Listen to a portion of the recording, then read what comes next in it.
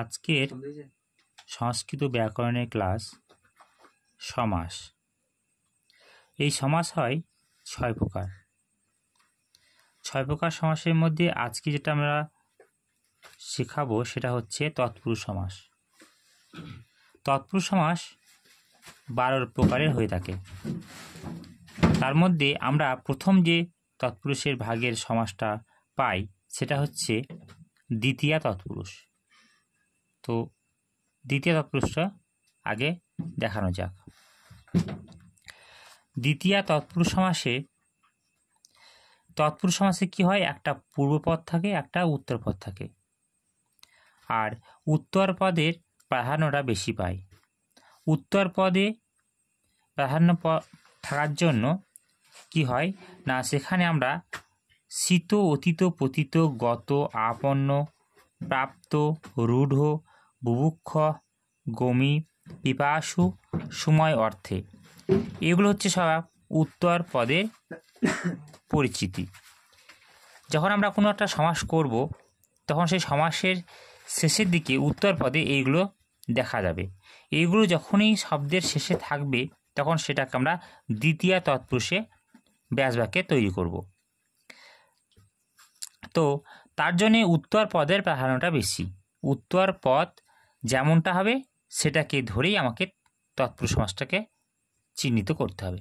যদি এগুলো দেওয়া থাকে তাহলে পরে আমার দ্বিতীয় তৎপুরুষ হবে।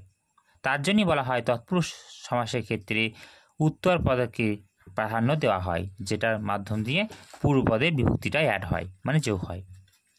তো পূর্বপদে এক্ষেত্রে আমাদের কি হয় না, এই যে সমস্ত শব্দগুলো দেখা যাচ্ছে এইগুলোর মধ্যে যে কোনো একটা যদি কোনো সমাসের শেষে থাকে তাহলে পরে আমরা কি করব না, তার পূর্বপদ যাই থাকুক না কেন তার সঙ্গে দ্বিতীয় বিভক্তি যোগ করব। দ্বিতীয় বিভক্তিতে আমরা অনুস্বার আর ময়াসন্ত পাই। কখনো কখনো অনুস্বার যোগ হবে, কখনো কখনো ময়াসন্ত যোগ হবে। যখন দেখব যে ব্যঞ্জন বর্ণ রয়েছে মানে উত্তর পদের প্রথমে, তখন আমরা কি করব, পূর্বপদের শেষে আমরা অনুস্বার দেব। আবার যখন উত্তর পদে প্রথমে স্বরবর্ণ থাকবে তখন আমরা কি করব না, আগে আমরা ময়াসন্ত দেব। অনুস্বার বা ময়াসন্ত দুটোই কিন্তু দ্বিতীয় বিভক্তির চিহ্ন। ঠিক আছে, আমরা উদাহরণ দিয়ে এটা বোঝাচ্ছি। যথা গৃহগত, পরীক্ষায় আসে গৃহগত, তার ব্যাসবাক্যবন্ধকে তৈরি করতে হয়। তো গৃহগত যে আমাদের সমাস, এখানে দেখো লাস্টে আছে উত্তরপদ আর প্রথমে আছে পূর্বপদ। পূর্বপদে আছে গৃহ আর পরপদ বা উত্তরপদে আছে গত। এই গতটা দেখো আমরা এখানকার মধ্যে উত্তরপদের গত এখানে পেয়ে যাচ্ছি। তাহলে আমি কি বলেছিলাম যে এখানকার মধ্যে যে কোনো একটা যদি শেষের দিকে থাকে তাহলে আমরা দ্বিতীয়া তৎপুরুষ করি। তাহলে আমাদের কী করতে হবে, দ্বিতীয় বিভক্তিটা পূর্বপদের সঙ্গে যোগ করতে হবে।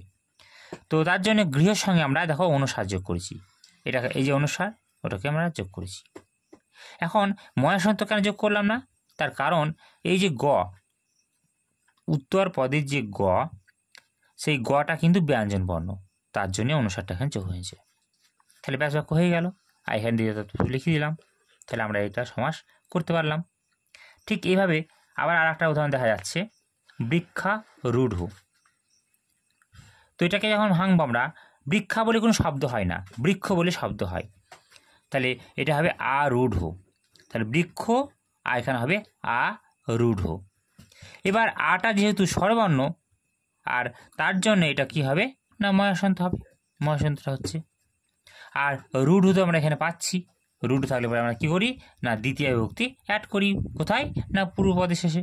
তার জন্য পূর্বপদের শেষে আমরা ময়াসন্ত যোগ করেছি। ঠিক এরকম মধু পিপাসু। মধু পিপাসুতে আমাদের একটু জিনিস জানতে হবে, সেটা হচ্ছে পিপাসু থাকলে পরে কি হয় না, দ্বিতীয় বিভক্তি পূর্বপদের সঙ্গে যোগ করতে হয়। কিন্তু দেখো মধুটাতে আমরা কোনো বিভক্তি যোগ করিনি, তো এক্ষেত্রে আমাদের কি যোগ হবে না, যোগ হবে। তো এক্ষেত্রে যেটা বলার সেটা হচ্ছে এই মধু শব্দ ক্লীবলিঙ্গ শব্দ রূপ, আর মধুর প্রথমাতেও মধু হয়, মধুর দ্বিতীয়াতেও মধুই হয়। অর্থাৎ প্রথমা এবং দ্বিতীয়া দুটো বিভক্তিতেই একই রকম দেখায়, মধু মধু দেখায়। সেই জন্য এখানে এই মধুটাই হচ্ছে দ্বিতীয় বিভক্তি, তাই এখানে নতুন করে অনুস্বার বা মহাসন্ত দিতে হচ্ছে না। তারপর সুখাপন্ন, সুখ বলে আমাদের শব্দ হয়, আপন্নটা এখানে উত্তরপদ হিসেবে বসে গেছে পরে।